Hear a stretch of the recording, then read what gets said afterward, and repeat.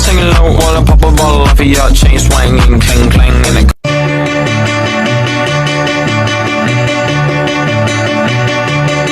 We are young, we run green. Assalamualaikum warahmatullahi wabarakatuh. Halo guys, perkenalkan nama saya Nazwa Salsabila Saragi, NIM 2216050023, Prodi Perbankan Syariah, kelas Persya'ah. Pada video kali ini, saya akan menjelaskan materi tentang pendekatan pemikiran dalam Islam, bayani, burhani, dan irfani. Pada mata kuliah pengantar studi pemikiran Islam, dosen pengampu Dr. Rokmanul Hakim MAG dan Rahmat Rihadi MAG untuk memenuhi tugas ujian tengah semester. Baiklah, materi yang akan saya bahas dalam pendekatan pemikiran dalam Islam, bayani, burhani, dan irfani adalah yang pertama, pengertian tentang bayani, burhani, dan irfani.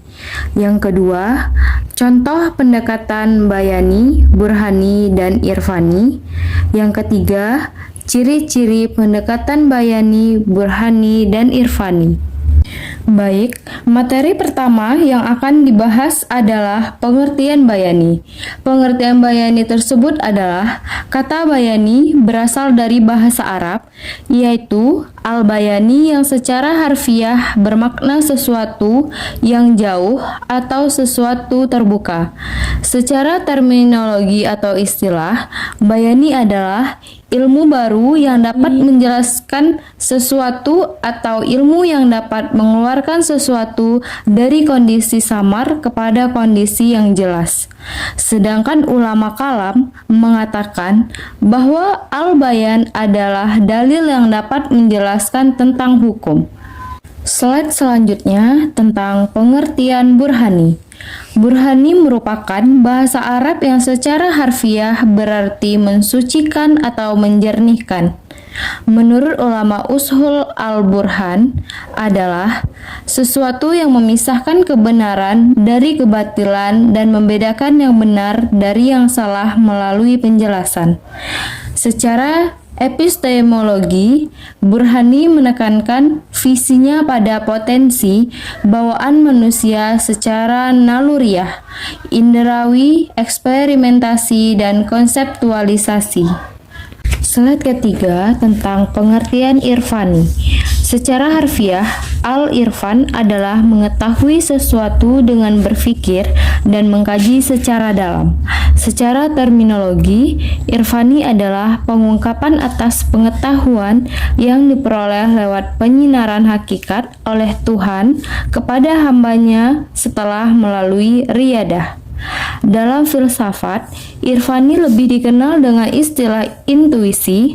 Dengan intuisi, manusia memperoleh pengetahuan secara tiba-tiba tanpa melalui proses penalaran tertentu. Materi kedua yang akan dibahas tentang ciri-ciri pendekatan bayani.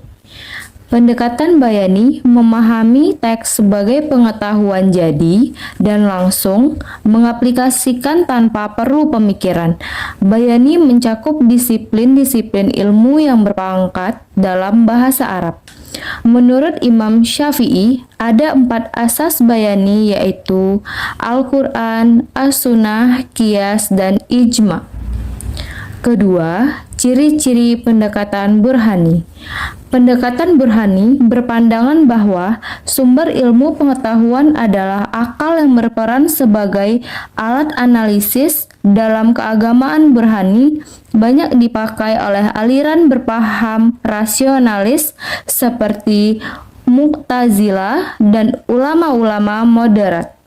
Burhani menekankan visinya pada potensi pada bawaan manusia secara naluriah, inarawi, eksperimentasi, dan konseptualisasi. Yang ketiga, ciri-ciri pendekatan irfani. Pendekatan yang berdasarkan kepada upaya meningkatkan kepekaan nurani dan ketajaman intuisi batin melalui pembersihan jiwa. Pendekatan ini melalui 3 tahapan, yaitu persiapan, penerimaan, dan pengungkapan dengan lisan atau tulisan.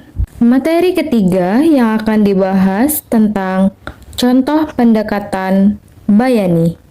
Bayan al-itibar yaitu penjelasan mengenai keadaan segala sesuatu yang meliputi al-qiyas, al-bayani, dan al-kabar yang bersifat yakin atau tasdik. Bayan al-itikad yaitu penjelasan mengenai segala sesuatu yang meliputi musyabbih fih, makna hak, dan batil. Bayan al-ibarah yaitu terdiri dari al-bayan al-zahir yang tidak membutuhkan tafsir dan al-bayan al-batin yang membutuhkan tafsir, qiyas, istidlal, kabar.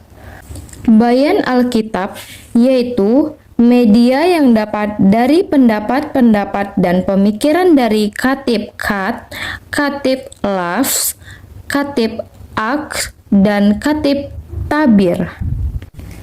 Selanjutnya, contoh pendekatan burhani.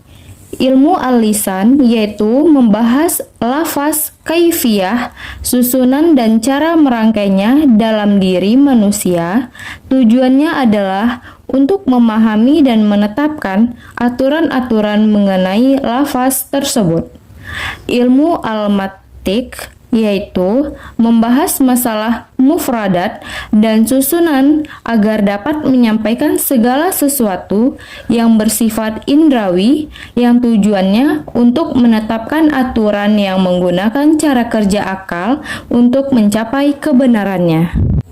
Dan yang ketiga dan terakhir adalah contoh pendekatan irfani. Manhaj kasfi disebut juga manhaj ma'rifah irfani yang tidak menggunakan indera atau akal, tetapi kasf dengan riyadah dan mujahadah. Manhaj iktishafi yaitu metode untuk menemukan rahasia pengetahuan melalui analogi-analogi. Analogi dalam manhaj ini mencakup analogi berdasarkan angka atau jumlah seperti 2/4 atau 4/8 dan seterusnya. Tamtil yang meliputi silogimse dan induksi surah askal.